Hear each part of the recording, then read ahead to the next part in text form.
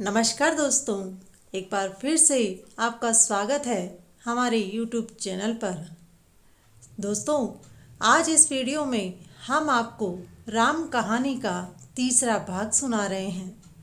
अयोध्यावासी सुख और आनंद से रह रहे थे, किंतु कभी-कभी जैसे शांत जल में पत्थर फेंककर हलचल पैदा कर दी जाती है, उसी प्रकार की हलचल एक दिन महाराज दशरथ के हृदय में उठी थी।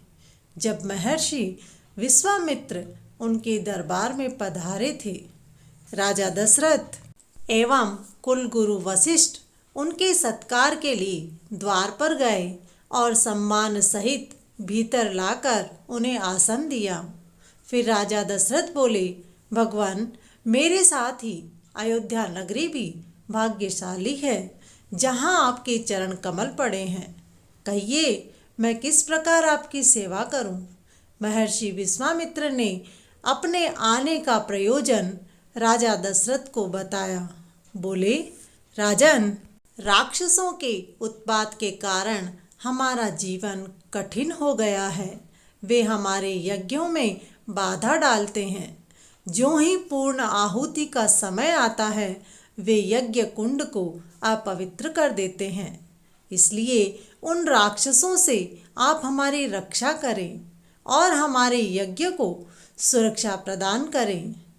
तब उन्हें महाराज दशरथ ने आश्वासन दिया और बोले, मुनिश्रेष्ठ, आप चिंता ना करें। हम आज ही हमारे सैनिकों का एक दल भेजकर उन राक्षसों का विनाश करवा देंगे।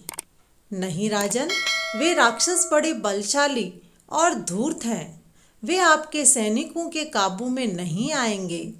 राजा दशरथ असमंजस में पड़ गए। बोले, फिर आप क्या चाहते हैं? हम स्वयं चलें? नहीं राजन, आपको भी कष्ट करने की आवश्यकता नहीं है। आप अपने पुत्र राम लक्ष्मण को हमारे साथ भेज दें। यह सुनते ही महाराज दशरथ का हृदय कांप उठा। वे सहम कर बोले, मुनिवर, कहाँ वे भयानक राक्षस और कहाँ मेरे सुकुमार बालक? जिन राक्षसों को मारने के लिए पूरा सैनिक दल कम है, वहाँ क्या ये दो बालक उनसे निपट सकते हैं? राजा को इस प्रकार बातें बनाते हुए देखकर मुनि विश्वामित्र खड़े हुए और नाराज होकर बोले, राजन, यदि हमारा प्रस्ताव मंजूर नहीं तो स्पष्ट कहो। इस प्रकार की बातें बनाकर हमें टालने की चेष्टा ना करो। यह कहकर विश्वामित्र द्वार की ओर बढ़ गए। जाते जाते बोले, राजन, आज ज्ञात हुआ कि सूर्यवंशी राजाओं के यहाँ से ऋषि मुनि खाली हाथ भेज दिए जाते हैं। मुनि विश्वामित्र को इस प्रकार रूठ कर जाते हुए देखकर कुलगुरु वशिष्ठ ने उन्हें आदर सहित रोका और उन्हें आसन पर बैठाया और कहा, मुनिश्रेष्ठ, आपका इस प्रकार रूठ कर जाना उचित नहीं है। आप बैठिए, आप यहाँ से खाली हाथ नहीं जाएंगे। उन्होंने महाराज दशरथ को समझाते हुए कहा, पुत्र मोह में आकर आप अपकीर्ति के कार्य ना करें।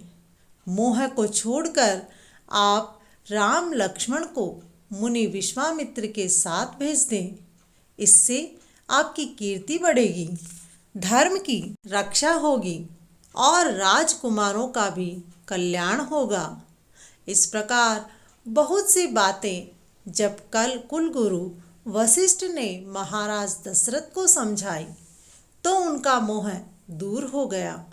उन्होंने राम लक्ष्मण को बुलाकर उन्हें मुनि विश्वामित्र की सेवा में अर्पित कर दिया और कहा, क्षमा करें मुनिवर, मोह से वशीभूत होकर मैं अज्ञानी हो गया। आज से ये दोनों कुमार आपकी सेवा में रहेंगे। मुनि विश्वामित्र राम लक्ष्मण को साथ लेकर चल दिए। दोनों राजकुमारों के साथ मुनि विश्वामित्र वन मार्ग से चले जा रहे थे। उन्हें वे राक्षसों के उपद्रवों के विषय में भी बताते जा रहे थे कि किस प्रकार दुष्ट राक्षस उन सभी तपस्वियों को सताया करते हैं। अचानक वातावरण में बादलों के गड़गड़ाने जैसा स्वर उभरा और देखते ही देखते ताड़का नाम की एक विशाल राक्षसी ने आकर उनका मार्ग रोक लिया। क्रोध में आकर वह बोली, तो तुम इन बालकों को लाए हो अपनी रक्षा करने के लिए? इन्हें तो मैं कच्चा चबा जाऊंगी। यह कहकर वह राम लक्ष्मण की ओर झपटी तो मुनि विश्वामित्र बोले, संभलो राम, यह राक्षसी ताड़का है जिसके विषय में मैंने तुम्हें बताया था।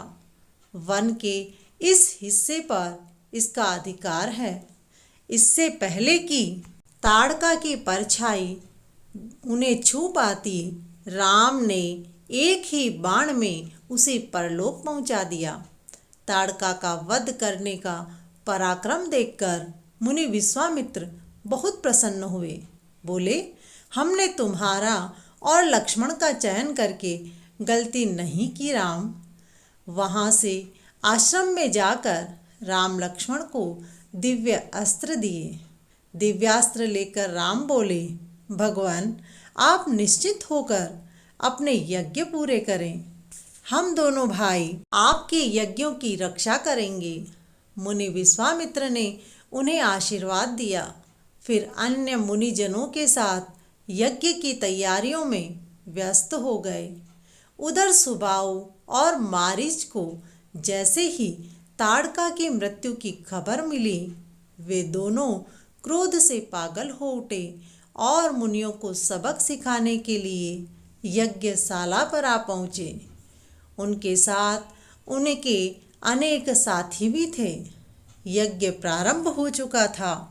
तभी राक्षस वहां आ पहुँचे और यज्ञ भंग करने की चेष्टा करने लगे।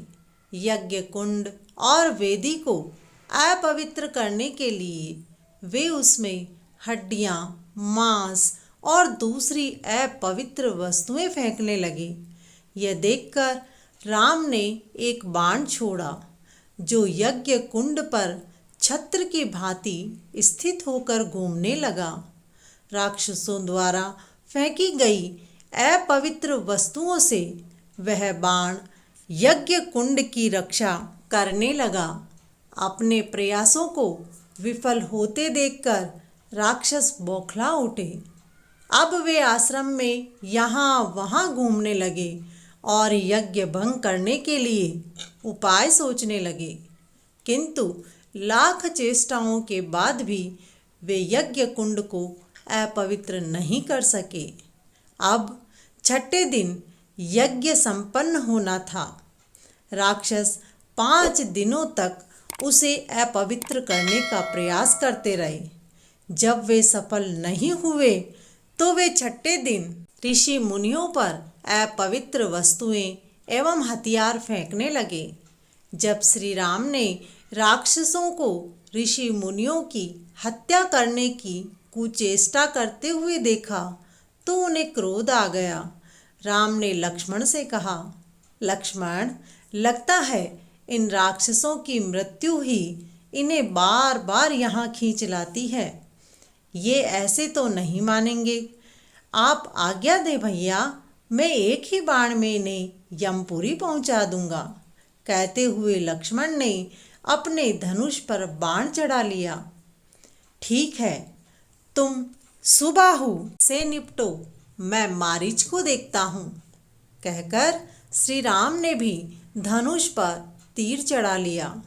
लक्ष्मण ने सुबाहु का निशाना साध कर तीर छोड़ा और देखते ही देखते उसका वध कर डाला। श्री राम ने मारीच को एक ऐसा बाण मारा कि मारीच चिंघाड़ता हुआ 100 मील दूर समुद्र में जाकर गिर गया। इस प्रकार छठे दिन मुनियों का यज्ञ सफल हुआ। यज्ञ की सफलता पर सभी मुनि प्रसन्न हो गए और सभी ने राम लक्ष्मण को आशीर्वाद दिया। दोस्तों, राम कहानी का अगला भाग लेकर फिर उपस्थित होंगे। तब तक के लिए जय श्री राम।